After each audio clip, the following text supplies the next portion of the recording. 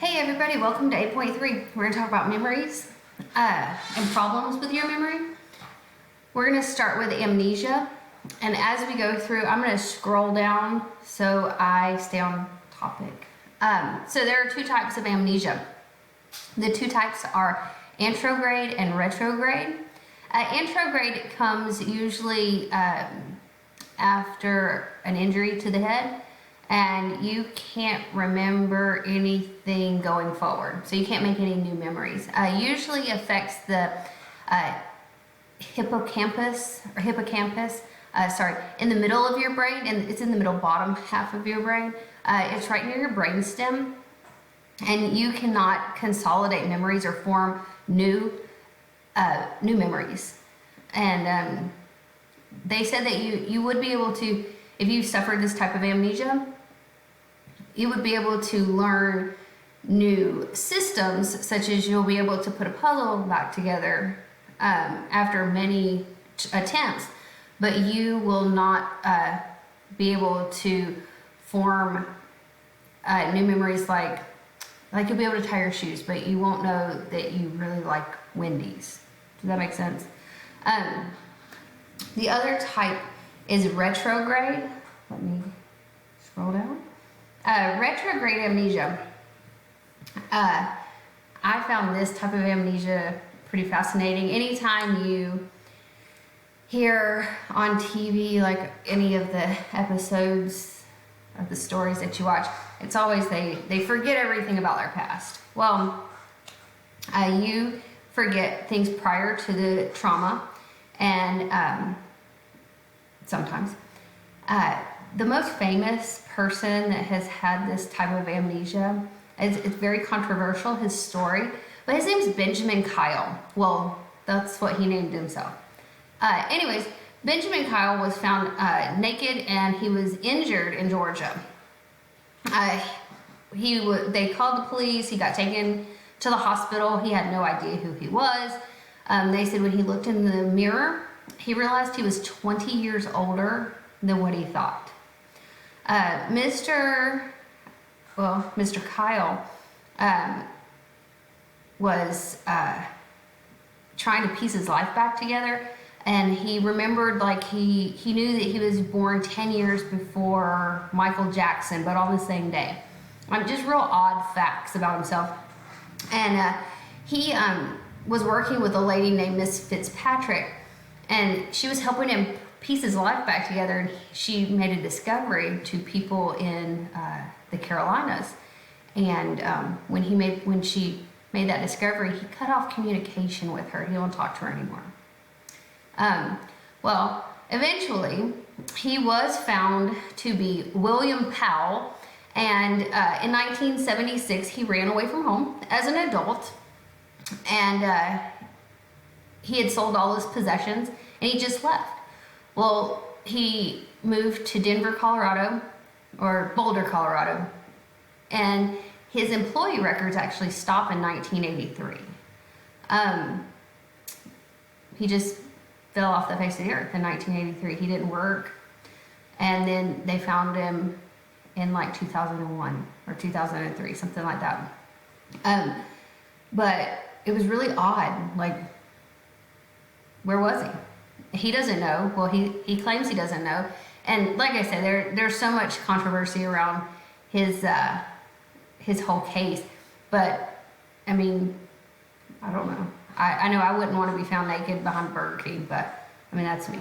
So let's move on to memory construction and reconstruction. What did I put? So new memories equal construction. You're constructing your memories. And old memories are reconstruction. So like you're going back, you're gathering them, and you're reconstructing them to either tell or to think about. Suggestibility and eyewitness accounts. Suggestibility, examples for children. So suggestibility, my background is criminal justice, and so when you interview a child,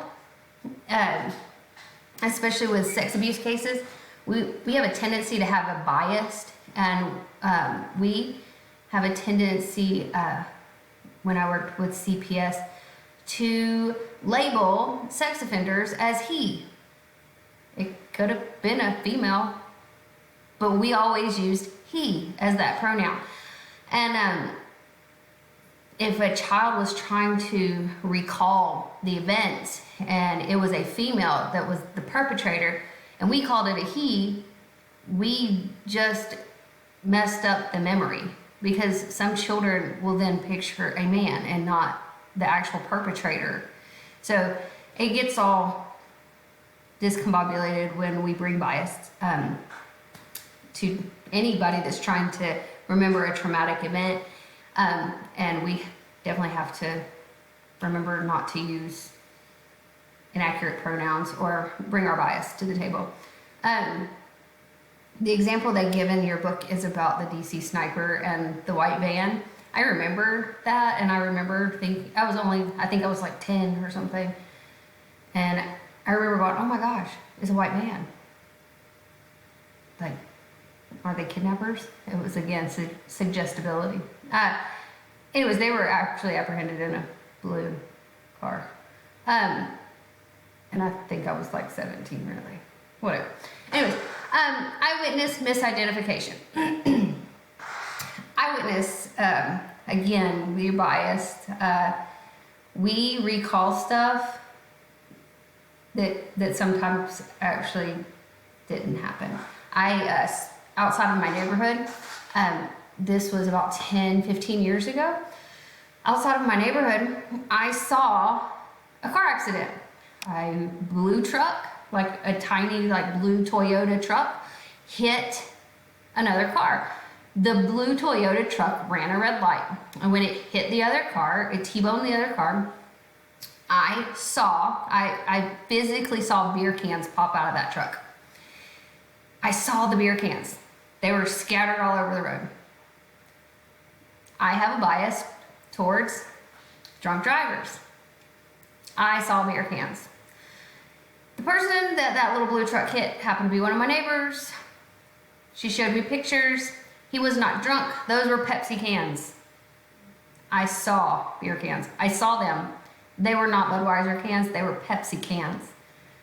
But I brought my bias to that eyewitness account. He wasn't drunk. I'm glad nobody interviewed me. So, but that's why eyewitness accounts, they're horrible. You can read about the Elizabeth Smart case. It's pretty interesting. Misinformation. What did I talk about that? Once we are told something, it's difficult to let go. I pulled up this. Oh, let me move my little screen. Actually, I can't move it. Oops. I didn't mean to play that. Anyways, this was published in 1901. The saltiness, the sour, the bitter of your tongue. Let me go back. This is still thought to be true today, and it's not. It's not true at all. My dad tells me, well, it's the 4 quadrants on your tongue. Nah, no, it's not, Dad. It's just because that's what we were told for so long. It's not true. Also, words we use messes with how we remember things. My husband, he grew up in California, and before he took me out to California to show me where his old stomping ground was and stuff, he told me that when he was like 8 years old, he biked like 3 miles to his grandma's house. He was like, I mean, the man was 35 years old when he was telling me this story, and he was like, yeah, and I can't believe my parents allowed me to bike a few miles away from the house. He takes me out to California. It was like 4 or 5 blocks. So age really has something to do with our memories and how we can misinform ourselves. Still to this day, he's like, I promise you it was longer than that. No, it wasn't. We saw it. It was like 3 or 4 blocks. And he'll still swear to this day that it was miles. Whatever. let's go down to forgetting. Controversies over repressed and recovered memories. I'll let you read that. It has to do with children. Forgetting. We all forget stuff. There are many types of forgetting. We sometimes go into autopilot and forget. I do that on the highway all the time. It's probably really dangerous. But here's all the types of forgetting according to Daniel Satcher. And really, that's it. I really think that how we were taught something also affects if we forget it. And that's really it. There's Morgan Freeman. That's it. I hope y'all enjoyed it. I'll see you for 8.4. Bye.